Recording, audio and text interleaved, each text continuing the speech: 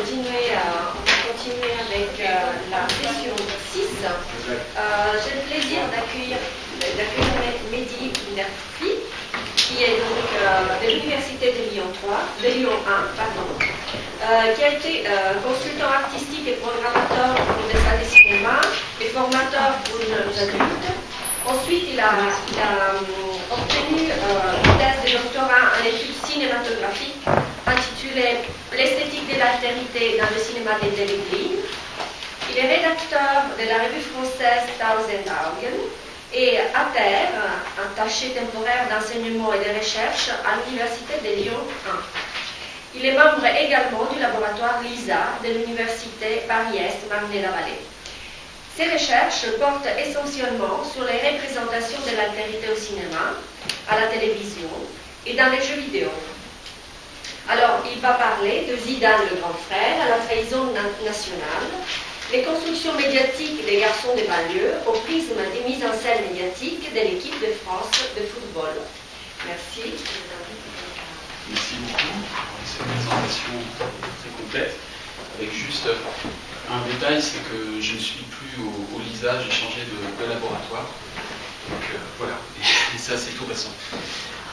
Alors, comme j'étais sur Mac et que ma présentation Keynote ne passe pas sur PC, j'ai fait un PDF pour... J'espère que je l'agrandis ou ça va recommencer. F5. Alors, F5 direct. Ça marche que avec Ah oui, c'est que pour... Je vais essayer de faire comme ça. Voilà. Voilà, j'ai des extraits vidéo après à vous montrer. Alors, j'ai toujours des présentations qui sont assez rédigées, parce que comme c'est assez stressant ce genre d'exercice, ça permet quand même de ne pas perdre le fil et de s'embrouiller. Donc vous me pardonnerez ce côté un petit peu peut-être lu, mais j'espère vivant. Alors, dans le titre de ma présentation, j'aurais dû préciser peut-être l'équipe masculine de football. Bon, non seulement parce qu'il existe bien sûr une équipe féminine dont la visibilité médiatique progresse ces dernières années, lentement mais sûrement, mais aussi parce qu'il y a un vrai traitement différencié entre les filles et les garçons, ce qui déjà constitue en soi un enseignement. Bon, je ne m'attarderai pas ici sur cette question-là, mais je m'intéresserai donc à l'équipe masculine de football, l'équipe de France masculine de football, dont la composition se renouvelle évidemment au fil des générations, et qui est devenu un véritable personnage médiatique dont les actes et les états d'âme sont traités comme des nouvelles de première importance et non plus comme des chroniques sportives, comme c'était le cas auparavant.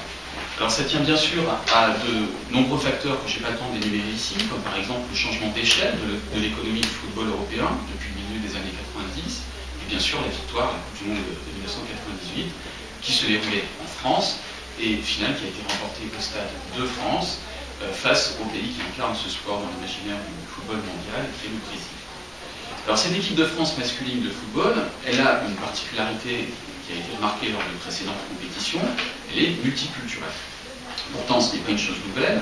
La grande équipe de France de Platini était déjà multiculturelle, et un joueur comme Larbi Benbarek, marocain sélectionné en équipe de France en vertu à l'époque du droit colonial, devint une figure populaire qui entra dans la légende et dans la mémoire collective sous le surnom de la Perle Noire. Mais dans le contexte de la fin des années 90, cette caractéristique multiculturelle, qui conjuguée à la conquête du titre mondial, a pris un sens particulier, notamment dans les discours sécuritaires à l'encontre des banlieues en général et des jeunes des banlieues en particulier. Alors l'équipe de France, vous le savez, avait reçu le surnom de Black Blamber, mais nous étions alors au cœur des Jospin, et l'équipe de France multicolore, en quelque sorte, on peut dire qu'elle faisait écho à la gauche plurielle. Alors l'euphorie de 98 s'est prolongée avec le titre de championne d'Europe, remporté par la même équipe en 2000, ce qui fait que durant cette période, les propos récurrents du type « il y a trop de noirs en équipe de France » sont devenus moins audibles. Pour autant, ils n'ont jamais complètement disparu, même au plus fort de la zizou-mania. Et puis, survinrent les attentats du World Trade Center le 11 septembre 2001, et les discours médiatiques dominants commencèrent à évoluer. Ainsi, un mois après les attentats du 11 septembre, un match France-Algérie eut lieu au Stade de France, le 6 octobre 2001. La Marseillaise fut sifflée et le terrain fut envahi par les supporters de l'Algérie. Quelques jours plus tard, un sondage Ipsos repris dans tous les journaux télévisés avança que 56% des Françaises et des Français qualifiaient ces incidents de graves car ils témoignent des difficultés d'intégration d'une partie de la population française d'origine musulmane. Ainsi se trouvait réactivé un discours sur la discipline et la restauration d'une autorité battue en brèche, le laxisme, alors post-68 tard, etc. Et lorsque l'injonction autoritaire a rencontré la situation privée des jeunes d'ascendance noire africaine, maghrébine ou antillaise, elle a contribué à réactiver le discours sur les peuples enfants et la mission civilisatrice de la France. Alors, loin d'incarner aujourd'hui l'image de la nation française postcoloniale dans la multiplicité de ses composantes, loin de constituer l'image idéalisée du creuset égalitaire où les relations inégales disparaîtraient dans l'effort sportif collectif, le personnage médiatique de l'équipe de France n'a plus rien d'héroïque aujourd'hui et est devenu le protagoniste exemplaire du feuilleton des mauvais garçons des banlieues, le revers de l'utopie consensuelle de ce feuilleton que vous connaissez peut-être, Plus belle la vie. Alors en dehors des péripéties périphériques, l'affaire Zahia notamment, cette histoire qui impliquait notamment Ribéry et donc une jeune call girl, on peut retenir 3 éléments déclencheurs ou événements de rupture. Hop. Alors, c'est moins fluide que je... Évidemment, ah oui, bien sûr. Non, c'est pas ça. Non, c'est le petit là. Elle est ici, voilà. Donc pour passer, je clique comme ça. Ah oui, ça ne marche pas, forcément, c'est un délai. C'est pas grave. Donc le premier événement de rupture, ou élément déclencheur, c'est le coup de tête de Zidane lors de la finale de la Coupe du Monde 2006 et le carton rouge consécutif, synonyme d'expulsion. Expulsion, d'ailleurs, il y a dans le Figaro Madame, une journaliste qui a commenté, qui a dit que Zidane était le joueur le plus expulsé de France. Parce que c'est vrai que dans sa carrière, il y a 14 cartons rouges directs, etc. Donc, jeu de mots évidemment très douteux. Et expulsion qui a inspiré immédiatement après le match ce commentaire à Jack Lang, qu'il est con ce Zidane, enfin non, pas con. Il se rattrapé, il y avait des caméras, des gens enregistrés. Bon. Et effectivement, ce qui s'est passé, c'est que, comme l'analyse Yann Kirchhoff, si le porteur, à propos des personnalités charismatiques, si le porteur de charisme jouit, je cite Kirchhoff, jouit effectivement d'un authentique pouvoir, ce pouvoir émane en réalité des attentes placées en lui par ceux qui l'entourent. Le porteur de qualité charismatique saisit la tâche pour laquelle il se croit destiné et exige des autres qui lui obéissent et le suivent en vertu de sa mission. Si ceux vers qui il se sent envoyé ne le reconnaissent pas, ses prétentions s'effondrent. S'ils le reconnaissent, il devient leur maître et le demeure aussi longtemps qu'il fait ses preuves. Alors, ça s'applique bien sûr assez bien à la figure de Zidane. Moi, je cite cet extrait de son essai sur l'éclair et le charisme politique. Le deuxième événement de rupture, c'est l'affaire du bus de Meissner lors de la Coupe du Monde en 2010 en Afrique du Sud et la fameuse grève des joueurs, suite à quoi nous eûmes droit à une série de péripéties médiatiques autour de l'attitude de Nicolas Anelka et de la taupe dans les vestiaires. Alors,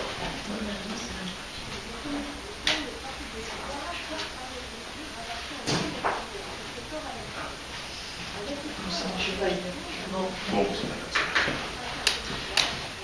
et donc on voit ici la une de l'équipe avec la fameuse qui reprend la fameuse phrase que Nicolas Anelka prononçait dans les vestiaires à la mi-temps d'un match France-Mexique, et donc une série de photographies qui sont des captures d'écran ou extraites des photographies de presse, donc qui mettent en scène donc Anelka et Domenech, le sélectionneur de l'équipe, et puis en bas à droite, Patrice Evra, qui, en capitaine de l'équipe de France, se présente aux côtés du président de la Fédération de football pour présenter ses excuses au nom de l'équipe par rapport au comportement des joueurs qui avaient refusé de jouer le match.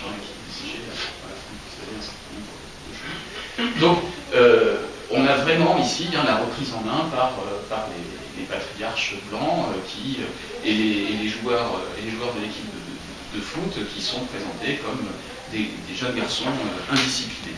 Alors, il y a un article du journal François du 19 juin 2010 qui résume bien les commentaires publiés un peu partout, et dans lesquels on appelle précisément au leader charismatique. Rappelons que là on est en 2010, le dernier match de Zidane en équipe de France, c'est la finale de 2006, donc ça fait 4 ans qu'il n'est plus là. Alors cet article nous dit, d'un coup, la seconde mi-temps et la léthargie du sélectionneur prend une toute autre dimension. Comment un joueur du calibre de Nicolas Anelka a-t-il pu insulter de la sorte son sélectionneur? Comment, alors qu'il joue la Coupe du Monde, compétition la plus prestigieuse du football, l'attaquant peut-il se révéler à ce point immature et égoïste? D'aucuns diront, Fabrice Jouot en tête, qui est le directeur de la rédaction de l'équipe, je continue de citer l'article, que ce genre de situation est la résultante d'un manque de management et que si l'équipe de France avait eu un vrai leader, autre que Domenech, jamais un joueur, tout Anelka soit-il, n'aurait osé agir de la sorte. Alors ici, moins que l'absence d'un Zidane finalement, c'est surtout la faiblesse et l'incapacité du sélectionneur Domenech à s'imposer qui font problème. Et c'est suite à cette bérésina que Laurent Blanc sera nommé sélectionneur, surnommé Laurent Blanc durant sa carrière de joueur, le président ou le Sévenol, qui sont des marques qui vont conférer une sorte d'image d'autorité légitime et aussi d'authenticité française. Et une de ses premières mesures sera d'afficher sur la porte des chambres des joueurs une charte des bons comportements, et une de ses premières sorties médiatiques consistera à prendre position de façon très ambiguë dans l'affaire des quotas, en jetant le soupçon d'antipatriotisme sur les joueurs binationaux. Il avait en effet annoncé dès sa nomination, et bien avant la polémique initiée par Mediapart, en 2011, avoir beaucoup de mal avec l'idée du gars, je cite Laurent Blanc, il a beaucoup de mal avec l'idée du gars, donc ayant la double nationalité qui fait toutes les sélections en France et qui file dans un autre pays lui promettant une sélection. C'est dans l'équipe en août 2010. Roselyne Bachelot, quant à elle, a parlé à l'époque, en 2010, donc, de caïd immature, indécent et flambeur. Et seul Dikash Dorasso, lui-même ancien joueur, a pris position en voyant au contraire dans cette attitude l'affirmation, même maladroite, d'un collectif de joueurs qui étaient tous issus de milieux populaires. Et donc il trouvait cette démarche au contraire politiquement intéressante. Et troisième événement de rupture en date, lors de l'Euro 2012, la sortie de Samir Nasri, qui eut une altercation avec un journaliste à l'issue du match de l'élimination contre l'Espagne.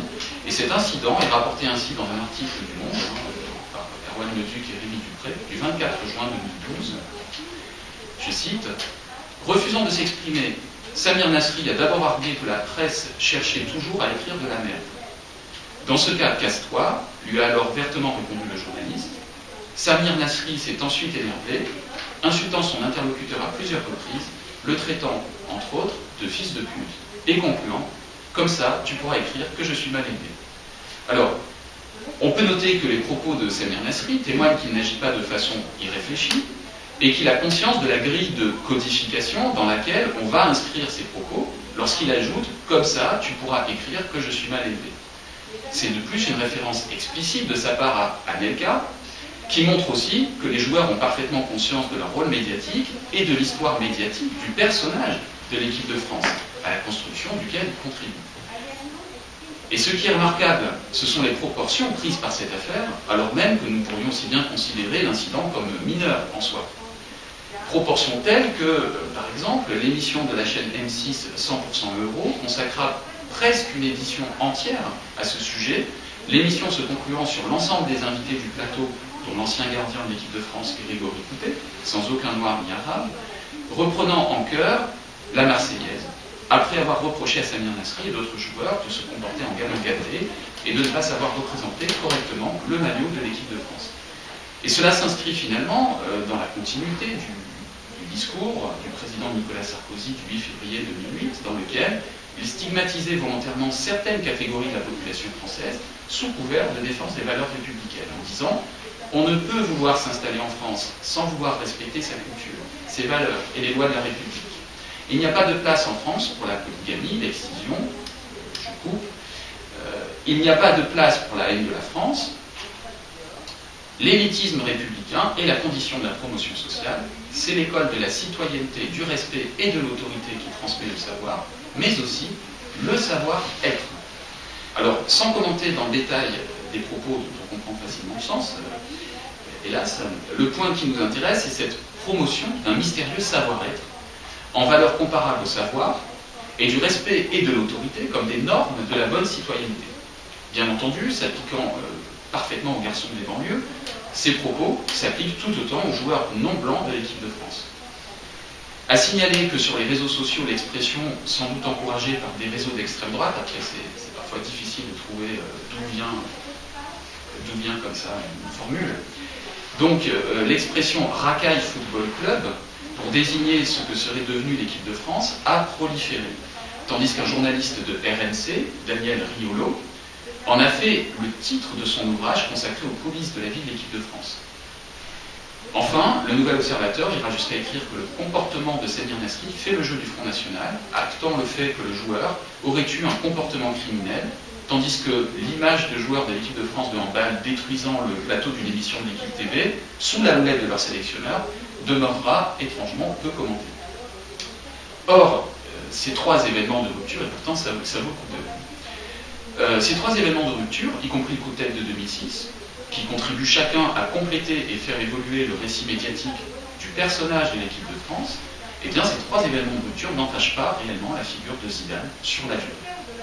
C'est que contrairement au personnage médiatique de l'équipe de France, qui conserve une matérialité qui la rend vulnérable, la figure de Zidane relève d'un autre processus qui est celui de la mythologisation. Avec le soir de la victoire, cette chose absolument unique, qui avait donc été prévue, bien entendu, et organisée, c'est la projection du visage de Zinedine Zidane sur l'Arc de Triomphe, quelque chose de proprement extraordinaire. Et donc, c'est quasiment la libération qui se rejoue, hein, une sorte d'attente, comme si la France avait vécu sur cette Coupe du Monde pendant des années, attendait une libération. Voilà. Alors, Frank Beitens, dans un article pour la revue Esprit, parle d'ailleurs d'une lecture mythologique du coup de tête de Zidane, en novembre 2011.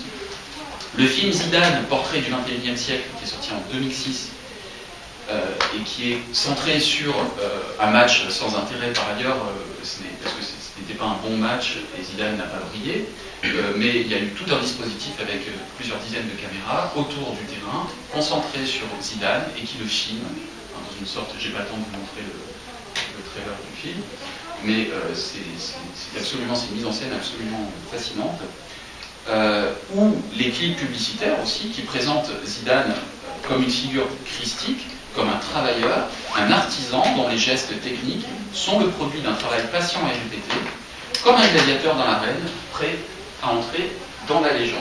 Et je vais vous montrer un premier extrait.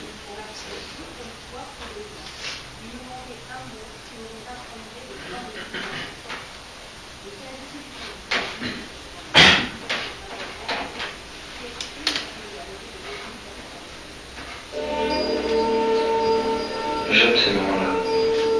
On est là tous ensemble.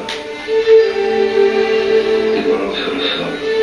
Des regards qui se croisent. C'est toujours le même geste. D'abord la jambe gauche. Toujours. Chaussettes, chaussures. Puis la jambe droite. Et puis une gorgée de Volvic. Toujours. Parce qu'elle vous transmet plus que les éléments et les forces du volcan. L'eau de Volvic est une chance. Voilà. Première publicité. Et une seconde très intéressante pour Orange, qui a été réalisée en 2002 à l'occasion de la Coupe du Monde en Corée et au Japon. Alors, je la remets au début parce que ça va très très vite. Alors, attendez. ça va vraiment très vite. Donc, il faut bien regarder, notamment les premiers plans, en fait, qui sont presque les plus intéressants.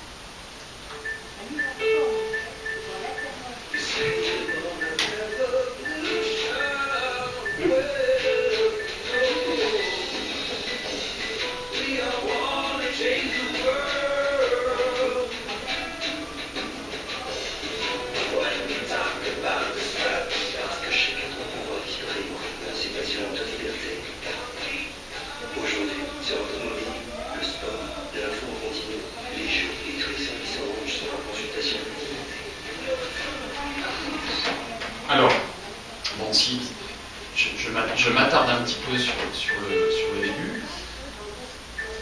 Alors, en fait, cette publicité elle est très intéressante parce qu'elle résume complètement le processus de mythologisation de Zidane. Pour aller très vite, on voit donc des jeunes garçons des banlieues qui représentent les quartiers populaires et qui sont dans une position de spectateur par rapport à l'émergence de ce personnage. Mais ce personnage, il n'émerge pas dans n'importe quel cadre, il émerge dans un cadre savamment travaillé. Nous avons ici au premier plan des pneus qui nous rappellent qu'on brûle des voitures dans les quartiers populaires, bien sûr, donc on situe, on territorialise l'endroit de naissance de ce mythe, et il est encadré par deux objets figuratifs, un arbre, un élément naturel, et puis une œuvre d'art abstrait. Et bien entendu, ça résume la capacité, le talent particulier de Zidane, qui est aussi celui du héros mythologique, c'est de savoir concilier des capacités innées, qu'il tire de forces naturelles, et avec un travail qui lui permet de transformer ses capacités innées et naturelles en œuvres d'art, et surtout, très important, œuvres d'art abstraites.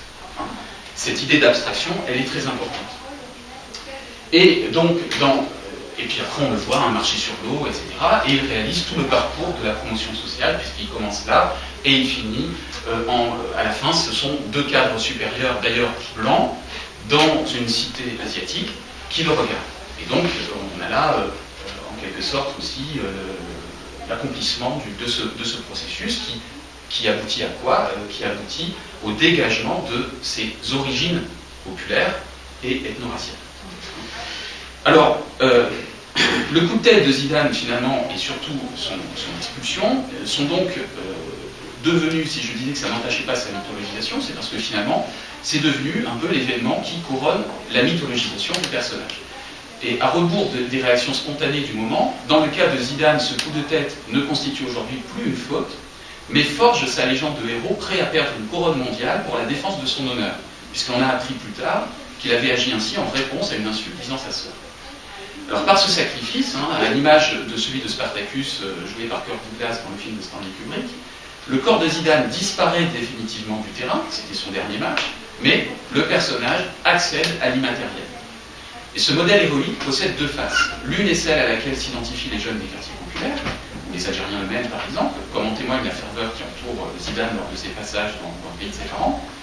Et cette première face ne disparaît jamais complètement, mais elle est mise en scène comme faisant partie d'un processus qui met en jeu le marquage socio-culturel de Zidane, marquage populaire et maghrébin, par rapport à ce vers quoi il tend, et qui est l'universel et le neutre, et donc une forme de blanchisation, comme également dans cette publicité où il transmet le relais, que je vais vous montrer, où il transmet le relais au jeune Messie tout en disparaissant lui-même dans le mythe, en fusionnant codages orientaux, musique, à travers la musique, et divin, à travers la maîtrise des éléments primaires.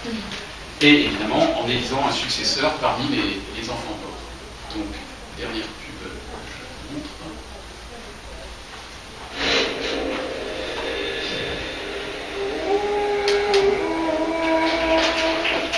All I have is a story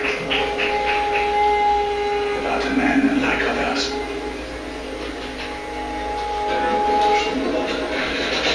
Legend has it, one night something magical happened.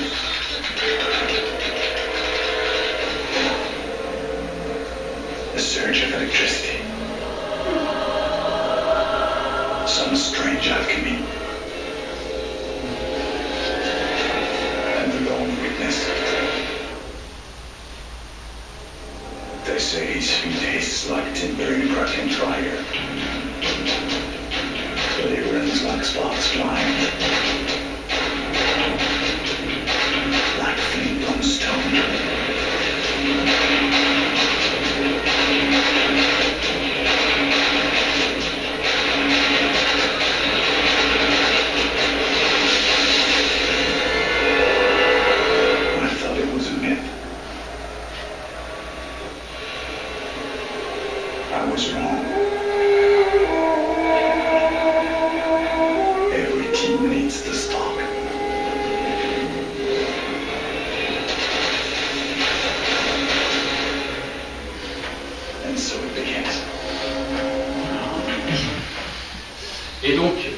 voilà, on a tout, hein, c'est le voyage en Orient, c'est l'exorciste, c'est tout ce qu'on veut, tous ces films.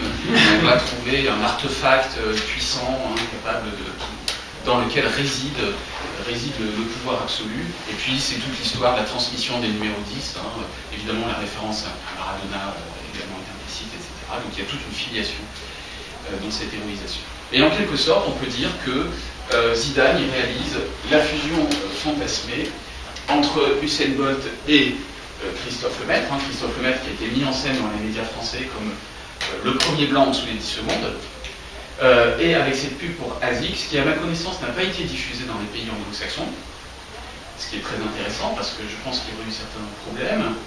C'est une publicité qui, évidemment, dans le contexte de l'époque, visait sa rivalité avec une comparaison plutôt avec Usain Bolt. Je suis fait d'efforts, pas de frime, dit le slogan, c'est-à-dire que le blanc travaille, il n'a pas de don inné, contrairement à Bolt qui tire sa puissance des cieux, hein, de la foudre, etc. Et donc, évidemment, Zidane est un personnage qui concilie les deux récits, hein, qui réconcilie les deux récits. Et c'est ça qui permet sa mythologisation et son héroïsation. Je ne sais plus pourquoi, c'est une marque d'équipement sportif. Donc en conclusion, la part de Zidane qui a accédé à l'immatérialité est celle qui s'est détachée de ce qui le caractérise pourtant, ses origines populaires et sa maghrébinité. Il s'agit de la condition sine qua non de sa mythologisation, ce que lui-même a bien compris d'ailleurs en prenant le parti de rarement s'exprimer et de rarement prendre position, quasiment jamais. Ainsi, le récit de la nation conçu comme un privilège blanc s'incarne-t-il parfaitement dans l'articulation de deux pôles. D'une part, le pôle du personnage médiatique de l'équipe de France, ancré dans une matérialité et une territorialité qui la condamne à rejouer sans cesse la partition de la bande de voyous qui évolue à la périphérie du territoire autorisé de la reconnaissance nationale. Il faudra raccourcir cette phrase. Et d'autre part, le pôle de la figure mythologisée de Zidane, blanchisé, qui témoigne de la seule voie possible pour accéder à l'universel républicain, l'abstractisation, la dissolution des particularismes, tout en manifestant évidemment la suprématie de ce modèle-là, de ce modèle blanc, d'identité sur les autres. Je vous remercie.